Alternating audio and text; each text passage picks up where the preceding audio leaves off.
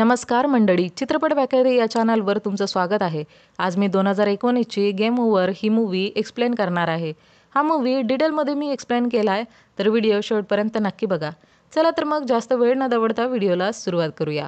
मूव्हीच्या story लाईनमध्ये आपण 2 stories involve आहेत हे बघतो. गुडगावमध्ये पहिल्या स्टोरीची सुरुवात होते, जिथं सिरियल किलर मुलींना खूप भयानक आणि क्रूअल पद्धतीने मारायचा. जसं की त्यांचं डोकं शरीरापासून वेगळं करणं, त्या डोक्याला फुटबॉलसारखं यूज करणं, शरीराला जाळून टाकणं इत्यादी.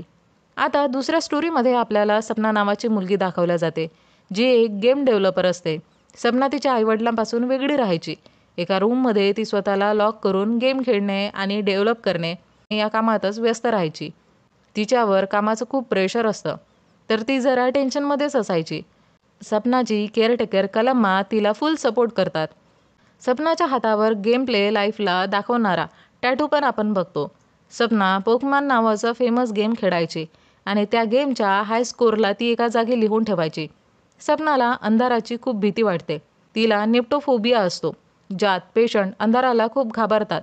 जेव्हा ती तिच्या सायकॅट्रिस्टशी कन्सल्ट करते, तेव्हा तिला समजतं की तिला ॲनिव्हर्सरी रिॲक्शन पण आहे.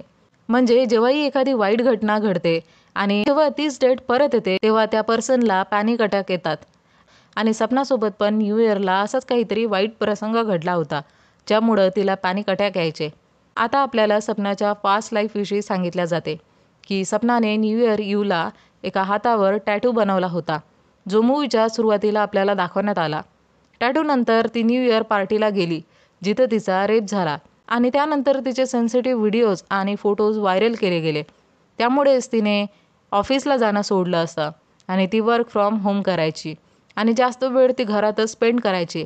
कारण जेव्हाही ती घराबाहेर निघायची, तर लोक तिला बघून हसायचे की ही तीच मुलगी आहे जिचे व्हिडिओज आणि फोटोज व्हायरल झालेत.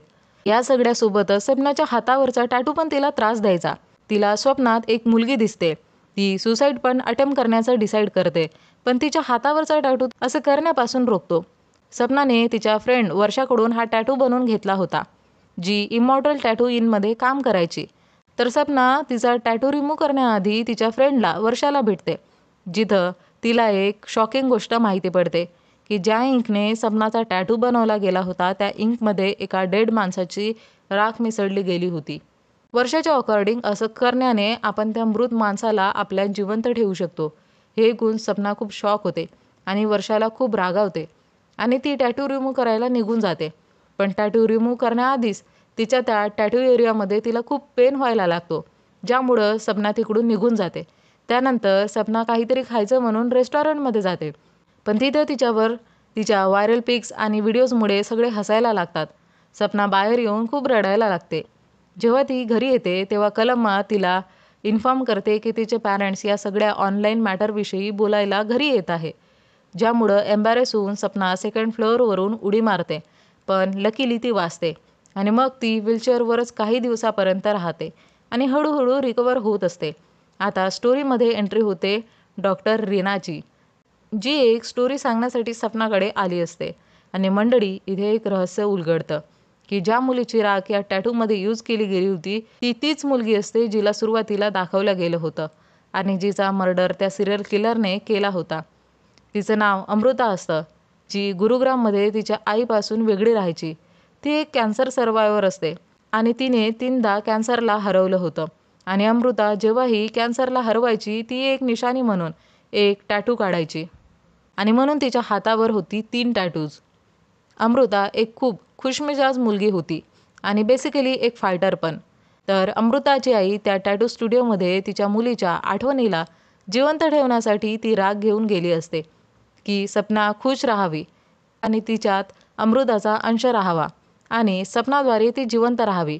डॉक्टर रीनाला सपनामध्ये तिची मुलगी अमृता दिसायची आणि ती सपनाला बोलते की ती सपनाच्या या लढाईमध्ये सोबत आहे आणि त्यांचं हेच म्हणणं असतं की सपनाने लढावं आणि जिंकावं पण. आणि यानंतर सपनाच्या बिहेवियरमध्ये आणि ॲटिट्यूडमध्ये चेंज होतो. ती कलम्माला बोलते की त्या दोघी घरी जाणार न्यू इयर सेलिब्रेशनसाठी. आता सपना अंधाराला घाबरून उठते, तर तिच्या हातावर एकाऐवजी 3 टॅटूज बघून घाबरते. आता तिच्या घरात स्केलेटन मास्क घालून एक सिरियल किलर येतो, जो कलम्मा आणि सिक्युरिटी गार्डला जीवे मारतो. आता सपनाच्या हातावर 3च्या ऐवजी 2च टॅटू शिल्लक राहतात. आता हे सगळं एका गेमसारखं रिवाइंड होतं आणि सपना त्याच मोमेंटला उठते जिथून हे सगळं सुरू झालं होतं. तिच्या हातावर 2 टॅटू असतात आणि आता कलम्मा आणि सिक्युरिटी गार्ड तर मारले जातात, पण पोलीस तिथे आले असतात आणि ते सिरियल किलरला मारतात. आता सपना पोलीस कारमध्ये जात असताना तिला 3 सिरियल किलर दिसतात आणि कार तिथंच ब्लास्ट होते. आता सपनाकडे एकच लाईफलाईन शिल्लक असते. सपना आणि सिरियल किलरकडे सेम 3 लाईफलाईन असतात. आता सपना एनीहाऊ तिच्या अंधाराच्या भीतीला ओव्हरकम करते आणि तिनेही सिरियल किलरला मारते आणि मूवीचा इथे द एंड होतो. तर मंडळी, हे होतं गेम ओव्हर या मूवीचं एक्सप्लेनेशन. तुम्हाला मूवी आणि माझं एक्सप्लेनेशन आवडल्यास व्हिडिओला लाईक, शेअर, कमेंट करून चॅनलला सबस्क्राईब करायला विसरू नका.